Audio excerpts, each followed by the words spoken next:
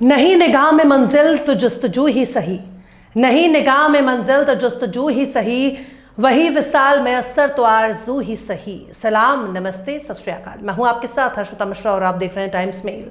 गुले गुलजार जाने बहार, चप्पल से वार लुंगी शानदार, मछली का जाल हूती का कमाल, नक चपटे की नाक पे वार, बदला बदला मिजाज।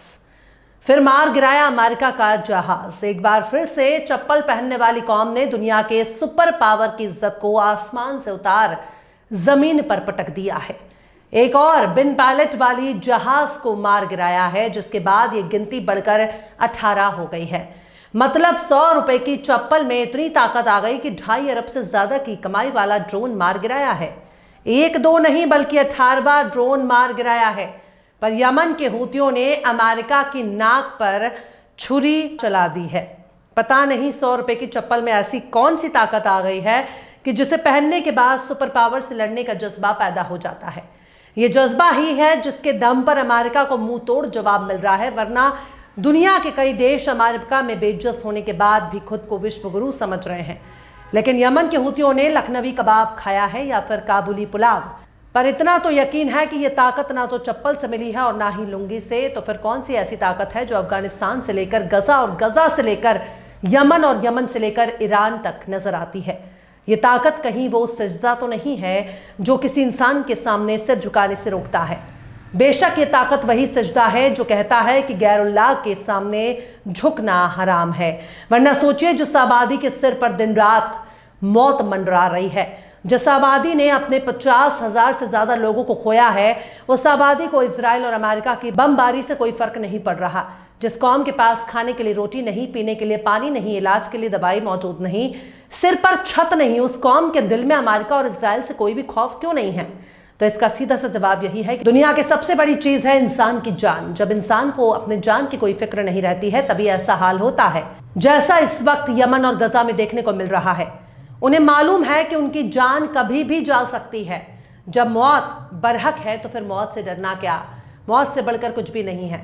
और जब मौत का खौफ दिल से निकल जाए, तब उसे दुनिया की कोई भी ताकत खौफजदा नहीं कर सकती, डरा नहीं सकती। मौत हर किसी को आनी है। कोई पखाने की कुड्डी में मरता है तो मैदान जंग में शहीद होता है, तो कोई दुश्मन हवाई हमले में शहीद होता है। पर यह शहादत जाया नहीं जाने वाली। गजा और यमन की तस्वीरें बता रही हैं कि जब नमरूद इस दुनिया में नहीं रहा, फिरौन इस दुनिया में नहीं रहा, सिकंदर इस दुनिया में नहीं रहा, तो फिर ट्रंप और नेतन्याहू कौन हैं और किस खेत की मूली हैं?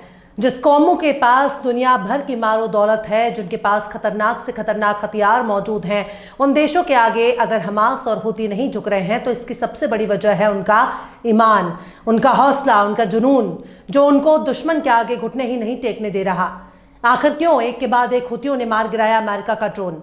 आखिर क्यों हुती बार बार तोड़ रहे हैं ट्रंप की नाक? आखिर क्यों यमन से अमेरिका लौट रहा खाली हाथ? आखिर क्यों चप्पल पहनने वाले अमेरिका से कर दो हाथ? बताएंगे आपको और भी बहुत कुछ। लेकिन आप अगर हमारे चैनल पर नए हैं और पहली बार हमारी वीडियो को देख रहे हैं, तो आप हमारे चैनल टाइम्स मेल को सब्सक्राइब कर लें, वीडियो को लाइक कर दें और बेल आइकन का नोटिफिकेशन बटन भी प्रेस कर दें, ताकि बिना देरी हमारी हर खबर आपको मिलती रहे। लौटते हैं अब खबर की तरफ।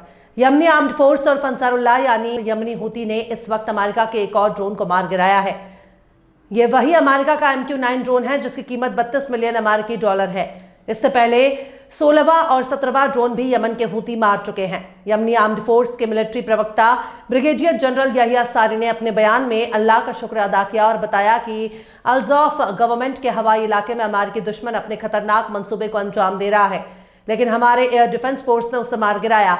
यहिया सारी बताते हैं कि इस ड्रोन को मार गिराने के लिए जिस मिसाइल का इस्तेमाल किया गया, उसे यमन में ही बनाया गया था। यानी यमन वालों ने अपनी देसी मिसाइल से अमेरिका के MQ-9 ड्रोन को मार गिराया। यहिया सारी बताते हैं कि 10 दिनों के भीतर यह तीसरा ड्रोन है जिसे उन्होंने मार गिराया है, और ये गजा जंग शुरू होने के बाद यह 18वां ड्रोन है जिसे मार गिराया गया। यानी कुल मिलाकर यमन के हूतियों ने अमेरिका के MQ-9 के लिए बहुत बड़ा गड्ढा खोद रखा है। अमेरिका को समझा रहे हैं कि जब भी आओगे चप्पल खाकर जाओगे और इसी गड्ढे में तुम्हारे ड्रोन के साथ साथ तुम्हारे गुरूर को चूर चूर करके दफन कर देंगे।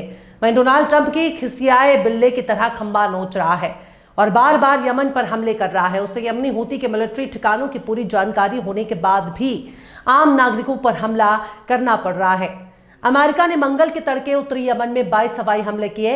अमेरिका के इस हवाई हमले में कई लोगों की मौत हो गई, जबकि मलबे के नीचे लोगों को निकालने के लिए राहत और बचाव का काम चल रहा है। शुरुआती जानकारी के मुताबिक हादेदा के अल हवाक जिले के एक रेसिडेंशियल इलाके पर अमेरिका ने हवाई हमला करके 4 लोगों को कत्ल कर दिया और 16 से ज्यादा लोगों को जख्मी कर दिया है। यमन के स्वास्थ्य मंत्रालय ने कहा कि कुछ लोग अभी भी मलबे में फंसे हुए हैं, जिन्हें निकालने का काम चल रहा है। इसके अलावा यमन के स्वास्थ्य मंत्रालय ने यह भी बताया कि अमेरिकी हवाई हमलों में धमार शहर के पश्चिम में एक खेत को निशाना बनाया गया, जिसमें 4 लोग घायल हो गए। इन घायलों में एक की हालत बेहद नाजुक है। हालांकि अमेरिका लगातार यमन पर हमले कर रहा है, पर अमेरिकी मीडिया की रिपोर्ट से पता चलता है कि अमेरिका अरबों डॉलर खर्च करके यमन में हाथ मल रहा है, क्योंकि अंसारुल्लाह के हथियार महफूज हैं। यमन के खिलाफ अमेरिका को 3 हफ्ते से भी कम वक्त में तकरीबन $1 बिलियन का नुकसान हो रहा है। वहीं यमनी आर्म्ड फोर्स ने हाल ही में 2 बड़े मिलिट्री ऑपरेशन को अंजाम दे चुके हैं। एक याफा ड्रोन के जरिए तेल अवीव पर हमला किया और दूसरे हमले में कई क्रूज मिसाइलों और ड्रोनों से 2 अमेरिकी नौसेना के युद्धपोतों को निशाना बनाया गया, जैसा कि 7 अप्रैल को यहिया सारी ने ऐलान किया था। वहीं अगर गजा की बात ना की जाए तो हर खबर ही अधूरा है, क्योंकि इस पूरे बवाल की जड़ ही गजा है। गजा के लिए अमेरिका हूतियों से लड़ रहा है। मंगल के रोज यूनाइटेड नेशन के चीफ एंटोनियो गुटेरेस ने चेतावनी देते हुए कहा कि गजा एक कत्ल का मैदान बन चुका है। उन्होंने इजराइल के जरिए गजा में इंसानी मदद जाने से रोकने पर पुरजोर मजम्मत की है। पत्रकारों को संबोधित करते हुए यूएन चीफ ने कहा कि 1 महीने से ज्यादा वक्त बीत गया है, बिना किसी मदद के गजा में न भोजन, न ईंधन, न दवा, न कमर्शियल सप्लाई। चूंकि सहायता समाप्त हो गई है, इसलिए आतंक के दरवाजे फिर से खुल गए हैं। उन्होंने जिनेवा कन्वेंशन का हवाला देते हुए गजा के लोगों को भोजन और मेडिकल सप्लाई पाने के हक की ओर इशारा किया। खैर, यूनाइटेड नेशन को बनाने वालों का मकसद ही अपने फायदे को बनाए रखना है। पश्चिमी ताकतों ने इसे अपने फायदे के लिए बनाया हुआ है। फिर गुटेरेस और अगर कुछ बोल रहे हैं तो बड़ी ही हिम्मत का काम है, पर इनकी हिम्मत से कोई फायदा होने वाला नहीं, क्योंकि यूनाइटेड नेशन अमेरिका के हाथों की कठपुतली बन चुका है, जो अमन पसंद लोगों के कलेजे पर बोझ बनता जा रहा है। ये एक नाकाम और फिसड्डी संस्था बन चुका है। खैर, गजा को कब्जा करने के लिए अमेरिका और इजराइल पुरजोर कोशिश कर रहे हैं, पर दूर बैठा दुश्मन यमन से उनके मंसूबों पर पानी फेर रहा है, जो बताता है कि जंग अभी खत्म नहीं हुई है। जंग चलती रहेगी और ट्रंप की नाक बार बार टूटती रहेगी, क्योंकि अमेरिका की कोई भी इज्जत बाकी नहीं है।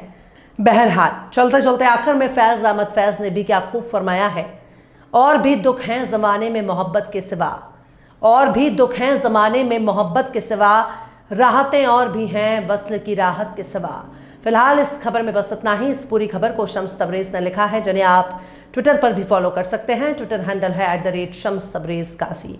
यह वीडियो आपको कैसा लगा कमेंट बॉक्स में जरूर से बताइएगा। वीडियो पसंद आए तो लाइक करें, शेयर करें, और बेबाक, निष्पक्ष, स्वतंत्र पत्रकारिता को सपोर्ट करने के लिए आप हमारे चैनल टाइम्स मेल को जरूर से सब्सक्राइब करें, और हाँ, बेल आइकन की घंटी वाली बटन आप जरूर से दबा दें, ताकि आपको हमारे आने वाले नए वीडियो की नोटिफिकेशन फौरन ही मिल जाए। फिर मिलते हैं किसी और वीडियो में एक नई खबर के साथ। हर्षिता मिश्रा को दीजिए इजाजत। जय हिंद। अगर अभी तक आपने हमारे चैनल टाइम्स मेल को सब्सक्राइब नहीं किया है तो जल्दी से सब्सक्राइब कर दें और बेल आइकन भी प्रेस कर दें।